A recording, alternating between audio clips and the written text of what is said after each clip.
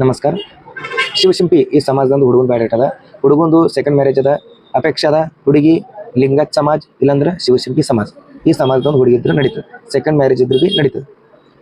ಆ ಹುಡುಗಿದು ಎಜುಕೇಷನ್ ಏನೂ ಆಗಲಿಲ್ಲ ಅಂದ್ರೆ ಭೀ ನಡೀತದೆ. ಹುಡುಗಿದು ಎಜುಕೇಷನ್ದು ಡಿಮ್ಯಾಂಡ್ ಇಲ್ಲ ಹುಡುಗಗೆ. ಹುಡುಗಿ ಫಕ್ತ ಮನೆ ಸಂಭಾಳಿಸಿ ಹೋಗ್ಬೇಕು.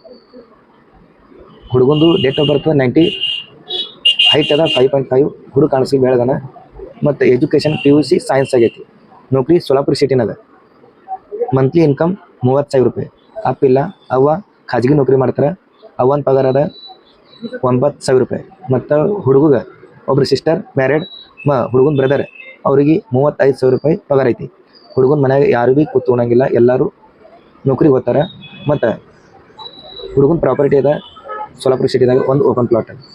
ಹುಡುಗ ಎಕ್ದಮ್ ಶಾಂತ ಸ್ವಭಾವನ, ನಿರ್ವಸನಿ ಹುಡುಗನ. ಮತ್ತು ಹುಡುಗಿ ಕಡೆ ಏನೂ ಭೀ ಮದುವೆ ಖರ್ಚು ಹಾಕಂಗಿಲ್ಲ. ಹುಡುಗಿ ಮತ್ತು ಒಂದು ತೆಂಗಿನಕಾಯಿ ಇಟ್ಟೇ ಡಿಮಾಂಡ್ ಅದ. ಹುಡುಗಿದು ಎಜುಕೇಷನ್ ಆಗಲಿಲ್ಲ ಅಂದ್ರೆ ಭೀ ನಡೀತದೆ.